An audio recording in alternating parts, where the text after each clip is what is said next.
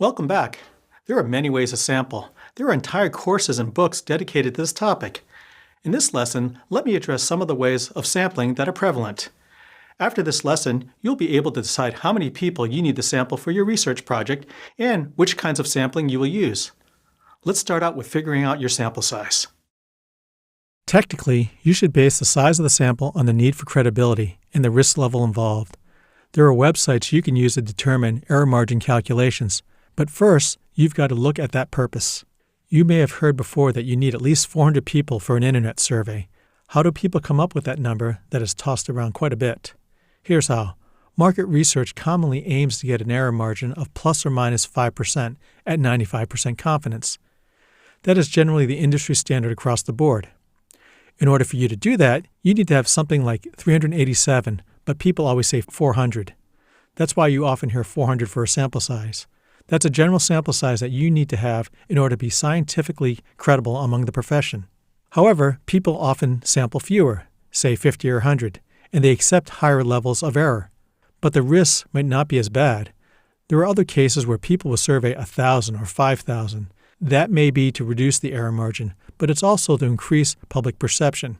Every news outlet that does a poll never reports 400 because 400 is not a cool number. 1,000 is what they report. They did 1,000 surveys of registered voters or a sample size of 5,000 registered voters. Nobody announces 400 on national television. When you survey 1,000, you have an error margin of plus or minus 3%. It's very unlikely that you're going to be wrong. There's still that 3%, but your chances of being wrong are less. It's also considered newsworthy to have 1,000 or 5,000 for the media. So aim for a 5% error margin or less to be considered credible. There are many margin of error calculators or sample size calculators. The one I use is from the American Research Group, but there are many others, including ones from SurveyMonkey, Qualtrics, or Rowsoft. Using such a calculator, you can insert a sample size of, say, 400. And this assumes a very large population. And it'll produce an error margin of plus or minus 3% at 95% confidence. And this assumes a population of the U.S. or a large population, say California or Pennsylvania. However, when you have a customer base of, say, 643, your sample size doesn't have to be 400. It's going to be something different. If I were to use a sample size calculator and plugged in that I had a population of 643 customers and I want a plus or minus 5%, I would run the calculation and the calculator would tell me to do 240 surveys of my 643 to get plus or minus 5%. The American Research Group that provided the calculator I use is a company that does surveys and survey research. This is just one of their tools to get you onto their site. You can also do the same thing with SurveyMonkey or Qualtrics, who also have sample size calculators. Now let's consider deciding what method of sampling to use from the many available. A common tool for most market researchers is the random sample. This is done in a manner to exclude any bias or systematic errors in selecting a sample. It's typically the best way to sample, but also more rigid. This approach has a higher likelihood to get market research results that represent the population. However, there are other sampling methods as well, such as a convenient sample where the researcher gets the first X number of people they need to address a situation. There are clear disadvantages to this, but the major advantage of this approach is time.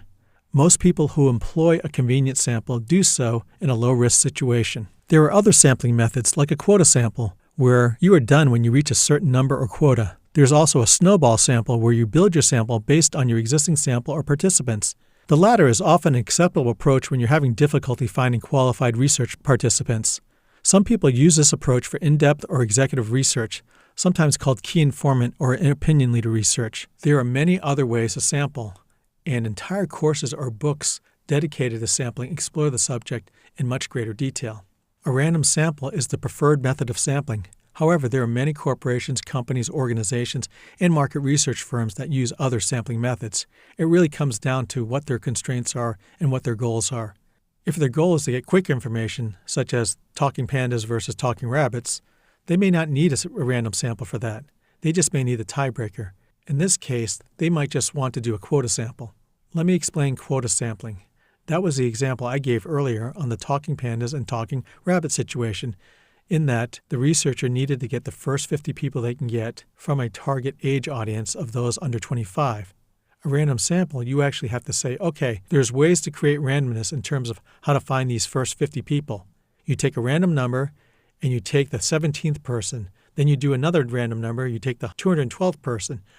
You use a random number generator, which uses some kind of algorithm that gives you random numbers to choose emails or phone numbers. For the quota sample, there's no randomness about it. The quota sample and a convenience sample are actually a lot alike.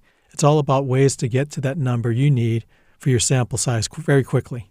A snowball sample, on the other hand, is used when you have very few participants and that are hard to reach participants. For example, you might have difficulty finding people with osteoporosis, and you want to test market a certain marketing message to them. However, people that have osteoporosis might be in a support group where they know other people with osteoporosis.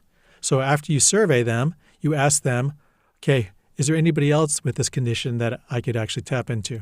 You can ask them, how can I contact your friend? And how can I contact your other friend? And you snowball off these people. It's a very highly biased method of sampling, but it's fairly efficient in terms of reaching a hard-to-reach audience. This actually happens a lot with business surveys as well. You may need to do an in-depth interview with a business leader in terms of hiring millennials, but it's a business leader in the engineering field. So you're talking about engineering being hard to reach. You might say something like, okay, who would be your peer at another company? And they'd say, okay, talk to Janice Smith at XYZ Corporation. And so now you're interviewing her. And then you go on to interview two of Janice Smith's contacts. And the snowball sample will be very, very biased, but at the same time, you're getting data on a very targeted or niche market.